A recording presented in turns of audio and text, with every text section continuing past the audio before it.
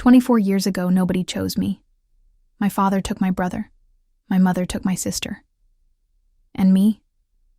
I was left standing in the doorway of an empty house, clutching a stuffed bear that couldn't answer why. Now they've all come back. Not with flowers, not with apologies, but with a stack of loan papers and a smile that feels like a knife. They expect the same desperate little girl, but she's gone. In her place stands a woman who built herself from the ashes, and tonight they'll find out just how dangerous abandonment can be.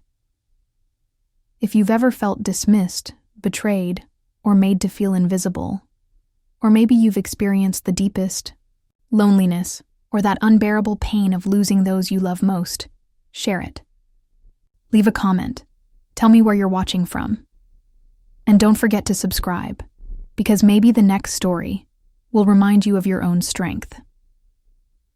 The night they first tried to pull me back in, Seattle was slick with rain. Streetlights, smeared gold across the wet pavement outside my gallery windows, reflections bending and breaking like stained glass. Inside, the hum of the security lights made the silence feel heavier. I stood alone at the front desk, staring at the email glowing on my laptop screen. Dinner tomorrow. Bring your ID. Dad's health is fragile. We need your signature. Signature. Such a small word for something that could unravel everything I had fought to build. I pressed my palms against the cool glass countertop, feeling my heartbeat echo through it. Part of me wanted to believe this was family reaching for reconciliation. That maybe, after 2 decades of silence, they finally remembered the girl they'd abandoned. But another voice, sharp, skeptical, the survivor's voice, whispered, "This isn't about love. It's about leverage." The memories came back in fragments, jagged like broken bottles. I was 9, sitting at the top of a staircase, listening to my parents argue behind half-closed doors. My brother Tyler was claimed by my father. He needs a man to shape him. My sister Grace was pulled into my mother's arms. She's too young to be without me. And me? No one said my name. No one reached out their hand. The silence around my existence was the loudest sound I'd ever heard. I swallowed hard, shaking the vision away, but the old ache never really left. Even now, at 33, with walls lined by art pieces worth more than the house we lost, I could still feel the ghost of that moment pressing against my chest. The ping of another message snapped me back. This one was from Tyler. "Don't make this difficult, Maya. It's just a formality. Dad doesn't have time." Formality. That word hit me harder than it should have. My life, my work, my gallery, the nights I'd gone hungry while strangers cashed checks for housing me, all of it reduced to a formality? My hands trembled, but not with fear, with anger, with resolve.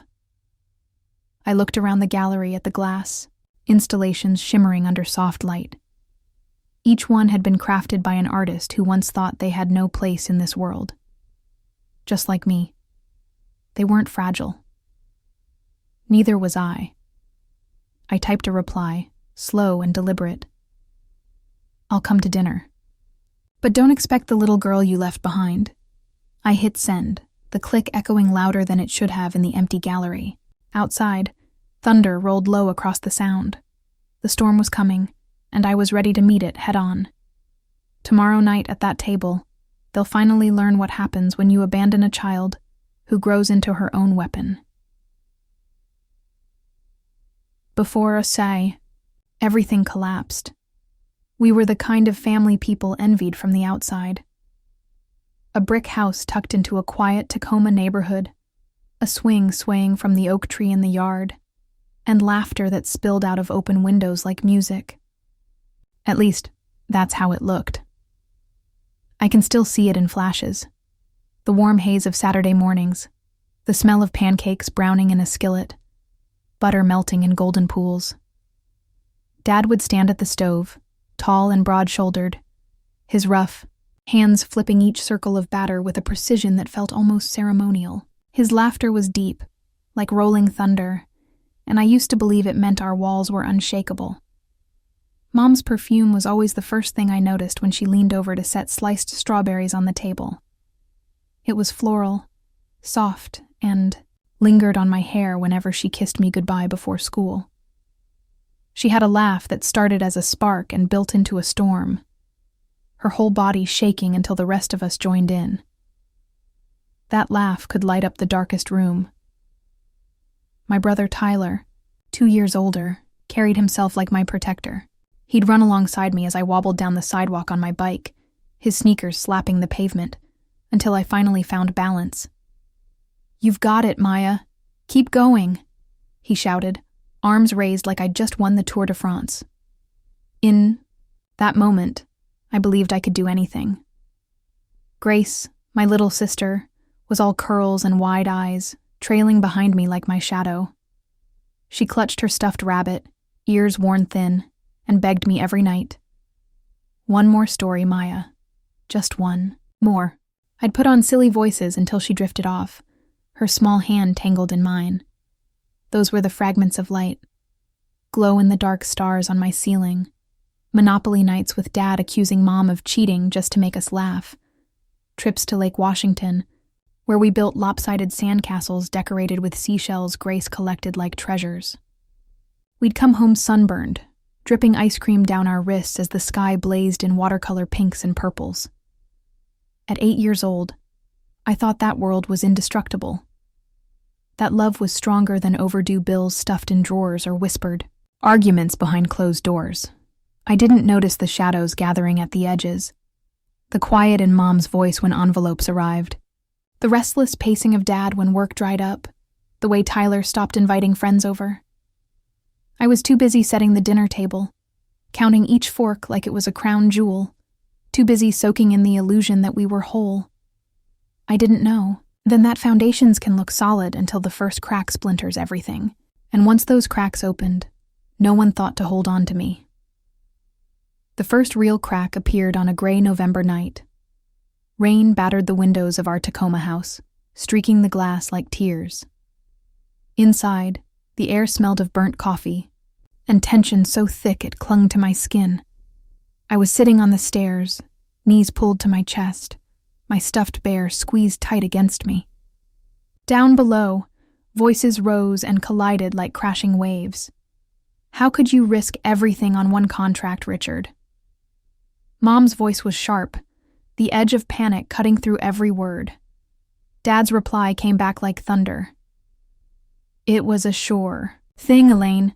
They pulled out last minute. What do you want me to do? See the future?" The slam of his fist against the table rattled the chandelier overhead. My heart jumped with it.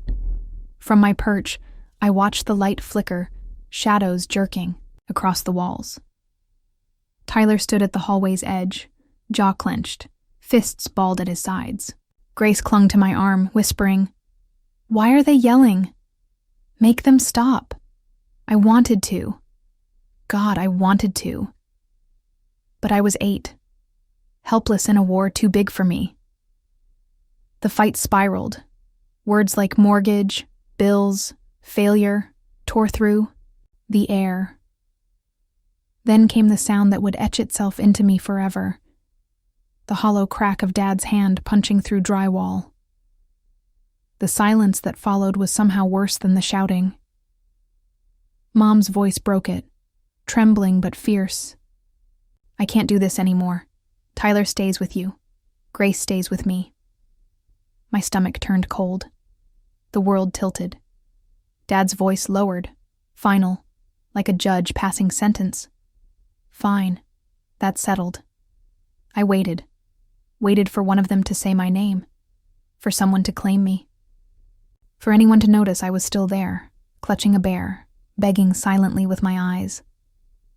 But the conversation moved on, to money, to schedules, to survival. My name never came up.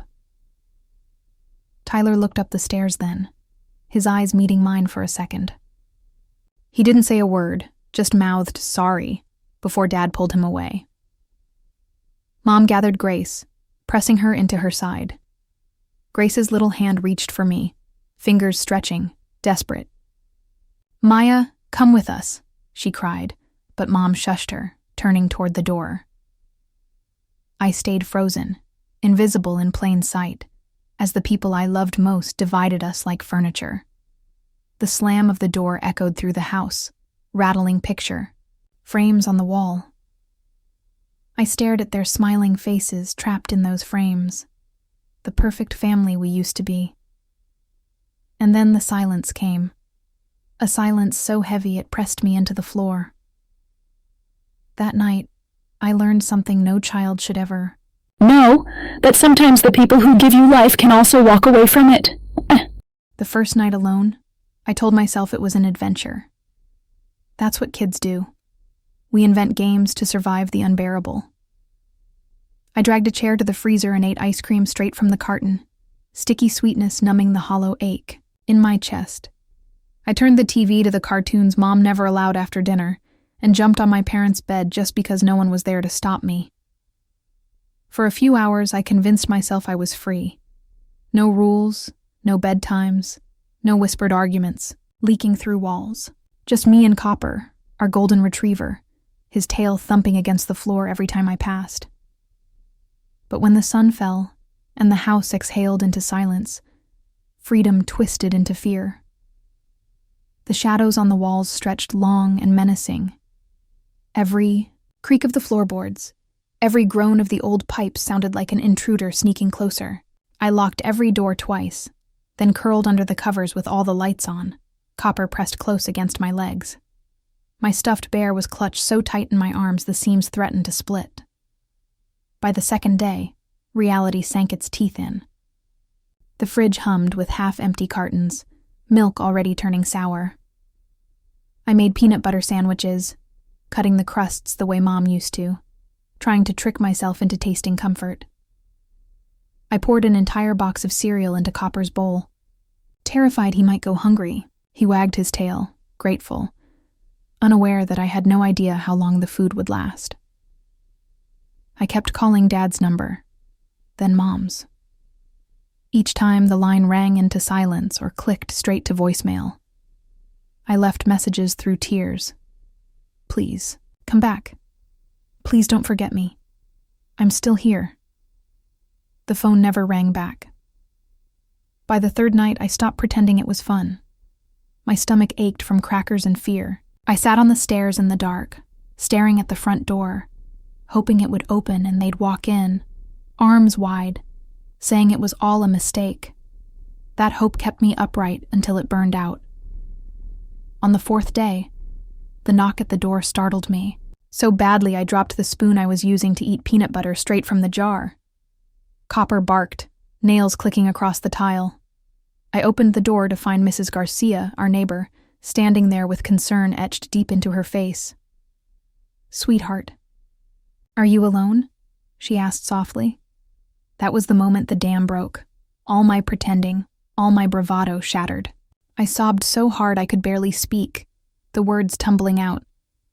Dad took Tyler, Mom took Grace. Nobody took me.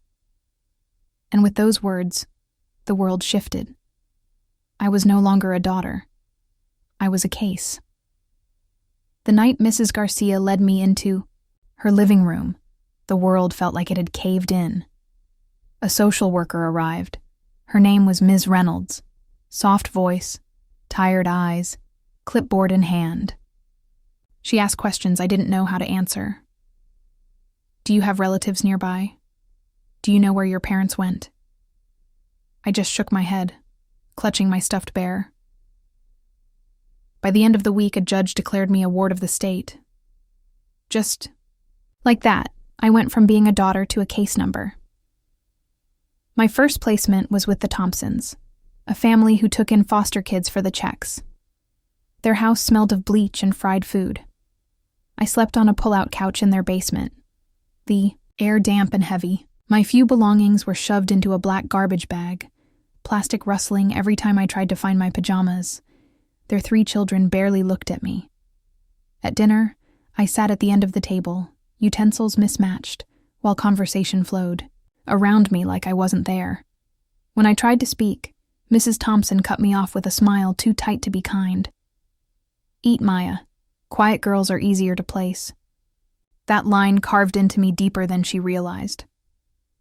After a few months, they decided to focus on their biological children. Translation: the stipend wasn't worth the trouble. I packed my garbage bag again and moved on. The Ramirez family came next, already crowded with 5 other foster kids. Strict schedules ruled everything, even bathroom breaks. Mr. Ramirez barked orders like a drill sergeant, while Mrs. Ramirez floated in the background, indifferent. I shared a bunk bed meant for one with 2 other girls. My space was a third, of a drawer and a plastic bin under the bed. At night, Damon, one of the older boys, stole from us. He snatched the bracelet Mrs. Garcia had given me, a small silver chain, the only gift I'd received since being abandoned.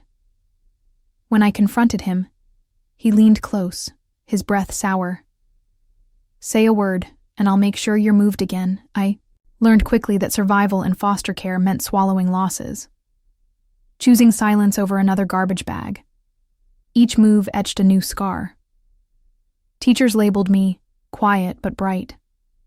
Social workers rotated so fast I stopped learning their names. They read from files like scripts, never once asking what it felt like to be disposable. I started to believe it, that I was the extra piece no one knew where to place. But even in the coldest houses, a spark can survive, and mine was about to find light. I was 12 the day I met Ms. Harlow. By then, I'd already packed my life into garbage bags more times than I could count. Every move felt the same: new walls, new rules, new strangers pretending to care. I'd stopped expecting kindness, but her house was different the moment I stepped inside. It was small, modest, but warm. Shelves lined with books hugged the living room, and the faint smell of peppermint tea drifted from the kitchen. There was art everywhere. Sketches taped to the fridge, paintings leaned against the walls, colors spilling like hope into every corner. She opened the door herself, an older woman with kind but steady eyes. No fake smile, no forced enthusiasm, just calm presence. She crouched a little so we were eye level and said, "You don't have to call me Mom. I'm not here to replace anyone. Just think of me as safe. Safe." It was such a simple word, but it cracked something open in me. I nodded, too choked up to answer, clutching the worn stuffed bear that had survived every move with me. She noticed but didn't comment, just let me hold on. That night, she gave me a real room. Not a couch, not a corner, not a bunk squeezed. Between strangers. A room. The bedspread was plain, but it was mine. There was a desk with a lamp that glowed warm instead of buzzing fluorescent, and on the wall, space for me to hang whatever I wanted. For the first time in years, I unpacked my things into drawers instead of plastic bags. That act alone felt revolutionary. At dinner, she asked me about school, not just grades, but what I liked to read, what subjects made me curious. When I shrugged, unsure how to answer, she smiled and slid a sketch pad across the table. "Try drawing it instead," she said. I didn't know it then, but that pad would become my lifeline. Each page soaked up what I couldn't say. The fear, the loneliness, the fragile hope. She never pushed, never pried. But she taped my best sketches to the hallway wall like they mattered, like I mattered. For years, I'd been invisible. In Naya, her house, I began to feel seen. That night, lying under clean sheets in my own bed, I stared at the ceiling and whispered into the dark. Maybe I can belong somewhere. But belonging comes with a cost, and even light can cast new shadows.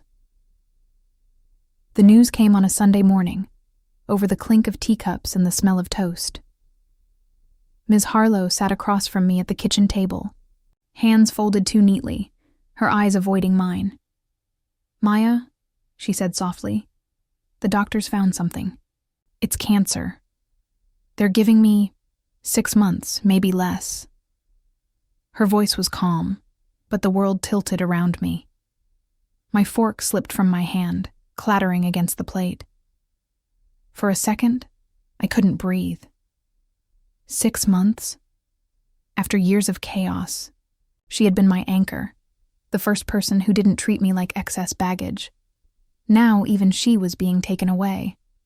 Inside, panic churned, a child's scream clawing up my throat, but I swallowed it, because I'd learned by then that the universe punished weakness. I forced myself to nod, to keep my voice steady. Okay, I whispered, though nothing about it was okay. The weeks blurred into hospital visits, the antiseptic, sting in the air, fluorescent lights buzzing like angry bees. I sat by her bed, sketch pad in hand, pretending to draw while watching the color drain from her cheeks. She still asked me about my classes, about my art, even as her strength slipped away. One night she reached for my hand, her fingers frail but warm. "Listen to me," she said, her voice rasping. "I've made arrangements. You'll be taken care of. My lawyer will explain everything. But more than money or papers, I need you to promise me something." Tears blurred the lines of her face as I nodded. "Promise me you'll keep building. Don't let the darkness convince you that you're nothing. You are more than what was done to you. You hear me?" My chest ached as I whispered, "I promise." She smiled then, a tired but radiant smile. "Good. That's all I need." Weeks later, when she was gone, I sat in the lawyer's office, the air thick with the smell of leather and paper. He slid a document across the desk. Her will. In neat, deliberate handwriting, she had left me part of her estate. A modest savings account, and, more importantly, a percentage of the building, where my gallery now stood, a foundation to build a future she would never see.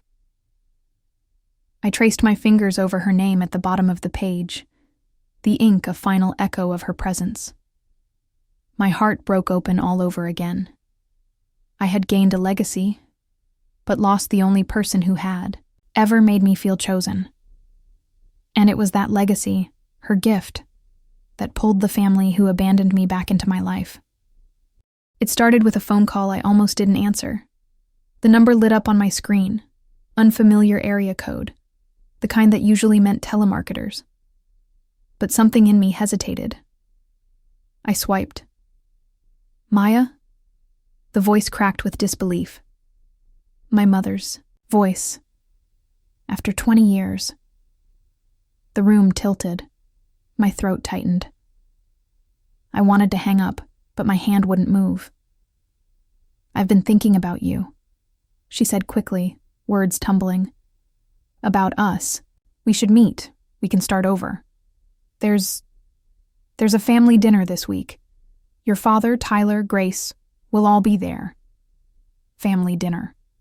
The phrase sounded foreign, like a cruel joke. My chest burned with old wounds reopening.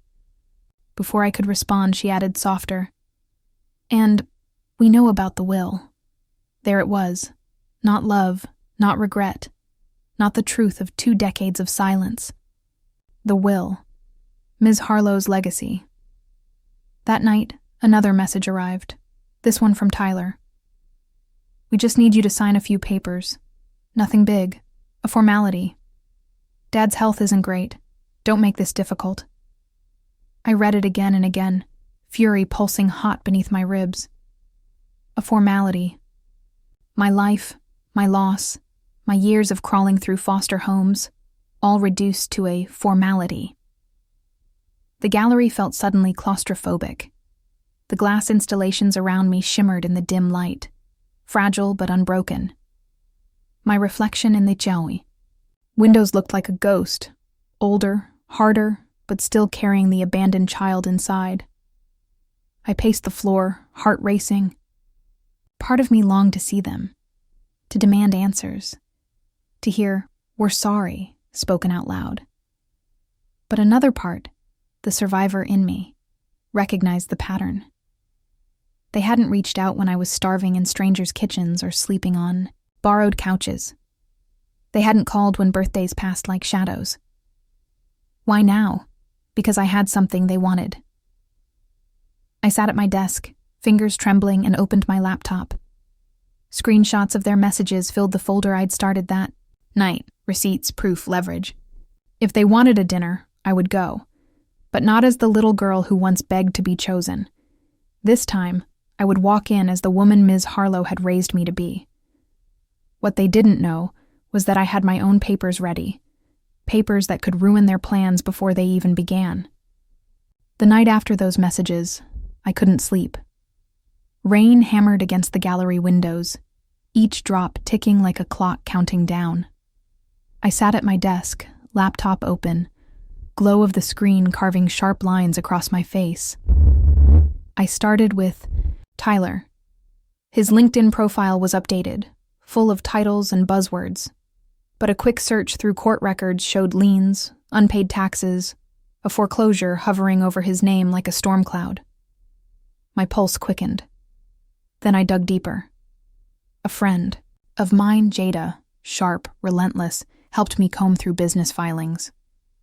Within an hour, she sent me a screenshot that froze the blood in my veins. Loan application, $120,000 pending collateral. Applicant, Richard Brooks and Tyler Brooks. Collateral, building shares under beneficiary Maya Brooks. My name, my inheritance, my stability. Turned into collateral for their gamble. My hands shook, hovering over the trackpad.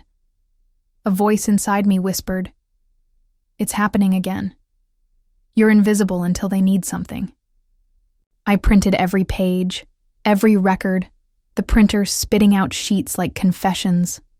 I highlighted the damning parts. My name circled in yellow, the dollar amount underlined in red. Each mark felt like both a wound and a weapon, but the receipts went further. A string of emails between Tyler and a loan officer surfaced in the documents. The words hit like knives. "Once Maya signs the power of attorney, we're clear. She won't fight it. She owes us." Owes. That word sent fire rushing through me. What exactly did I owe? For the years alone in that empty house? For the bruises of foster homes? The cruel words? The stolen bracelet? The birthdays forgotten? I leaned back in my chair, staring at the ceiling, rage clawing at my throat. I wanted to scream, but instead I whispered into the quiet, "You think you know me. You think I'm still that child. You're wrong." I tucked the papers into a folder, locking it in my desk. The glass sculptures surrounding me shimmered under the low light, fractured reflections dancing across the floor. They looked fragile, but I knew better. They'd been through fire to exist. So had I. Tomorrow I would meet them at their dinner, but I wouldn't be walking in defenseless. What they thought would be a signature trap, I was already turning into a battlefield. The restaurant was dimly lit, candles flickering against polished wood, the kind of place where people celebrated anniversaries, not betrayals. My heels clicked against the tile as I walked in, folder tucked under my arm like armor. I scanned the room until I saw them. My mother adjusting her necklace, Tyler scrolling his phone, my father hunched, pale, his breath shallow. For a moment, I froze. They were older, grayer, but the shapes of my childhood haunted them. My stomach twisted. But then I remembered the papers in my bag, the years they left me invisible, and the steel in my spine returned. "Maya," my mother said, rising with watery eyes. She reached as if to hug me. I let her arms hover in the empty space between us. We sat. Small talk spilled awkwardly across the table, my gallery, the weather, Dad's health. But I could feel it, like static in the air. The trap was coming, and then Tyler slid a folder across the table. a stack of crisp papers clipped neatly together. "It's just a formality," he said smoothly, voice rehearsed. "Power of attorney, temporary. We just need to move quickly for Dad's sake." The candlelight caught the sweat at his temple. I didn't touch the folder. Instead, I met his eyes. "Funny," I said, my tone sharp as glass, "because I've already seen the loan application, the one that lists my inheritance as collateral. $120,000. Ring a bell?" The color drained from his face. My mother's hands trembled, her fork clattering onto her plate. My father coughed, muttering, "We were desperate.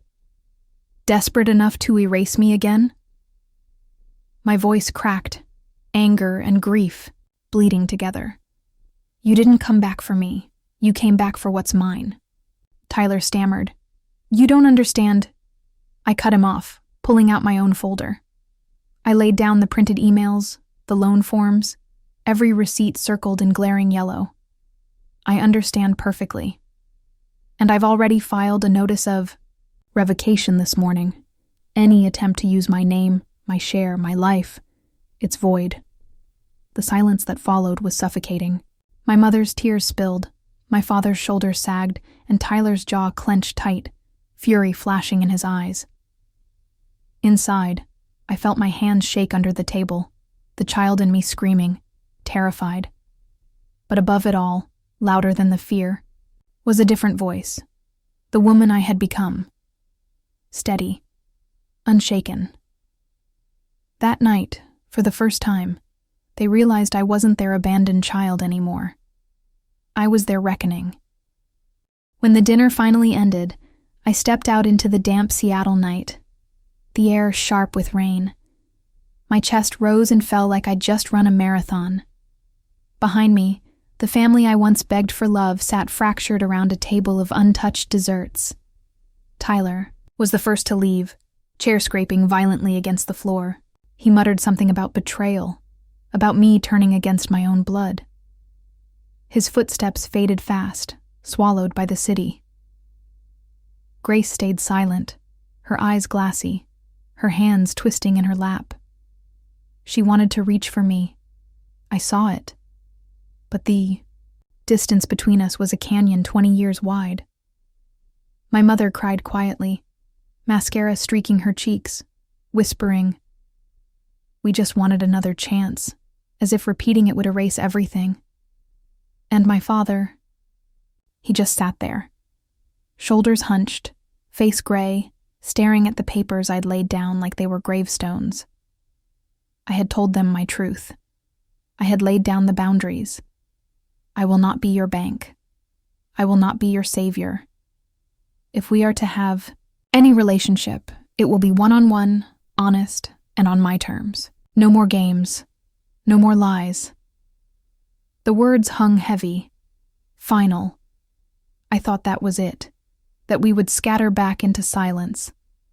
But then my father's voice, weak but clear, cut through the air. "Maya," he coughed, clutching his chest, but forced himself to look at me.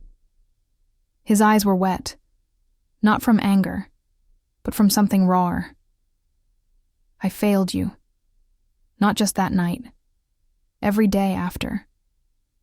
I should have come back. I should have fought. But I didn't. And that's on me." The room fell silent. Even Tyler froze in the doorway, turning back just enough to hear. My throat tightened. For years I had dreamed of those words, begged the dark for them. And yet, now that they were here, they didn't feel like healing. They felt like salt poured over scars too deep to vanish. "You can't erase what you left me with," I whispered, voice trembling but firm. "But maybe, just maybe, you can face it. That's all I'll ever ask." He nodded slowly, tears streaking down the same face that had once smelled of sawdust and mint gum when he hugged me as a child. For the first time in decades, I saw not a father, not a villain, but a broken man staring at the wreckage of his choices. And in that moment, I realized forgiveness wasn't about freeing them. It was about freeing me. The city was quiet when I left the restaurant, the streets slick with rain that shimmered under streetlights like shards of broken glass. My reflection followed me in every puddle. No longer the girl left behind, but the woman who had chosen her own survival. For years, I believed forgiveness meant pretending the past never happened. That to heal, I had to erase the abandonment, the hunger, the nights alone. But standing there, umbrella tilted against the drizzle, I realized forgiveness wasn't for them. It was for me. Forgiveness didn't mean letting them back into my life without boundaries. It didn't mean erasing the scars or rewriting history. It meant releasing myself from the weight of anger so it no longer defined me. Family, I learned, isn't just blood. Blood can walk away. Blood can forget your name. But family, real family, are the ones who show up, who stay, who see you when you feel invisible. For me, that meant the friends who helped me build my gallery, the mentors who believed in me when I couldn't believe in myself, and the partner who stood by me without asking me to be anyone other than who I am. I built my own traditions. Sunday, dinners with chosen friends, laughter spilling over mismatched plates, late-night talks that reminded me connection was still possible. And art, always art, became the bridge between who I was and who I am. My biological family may or may not earn a place in my life again. But that decision will be mine. Not guilt's, not obligations. Mine. I want to ask you something. Yes. You, watching right now. Have you ever had to rebuild your definition of family? Have you ever stood in the wreckage of what was supposed to hold you, only to realize you had to hold yourself? If you have, know this. Your story matters. Your resilience matters. And you are not alone. Drop a comment and tell me where you're watching from. Or share a piece of your story if you feel ready. Let's make this space one where abandoned voices are finally heard. And if this journey resonated with you, if you've ever felt invisible but refused to disappear, hit like, subscribe, and share this video. Because the more we tell these stories, the less alone any of us will feel. I'll leave you with this. Your past shapes you, but it doesn't define you. Scars are not shame.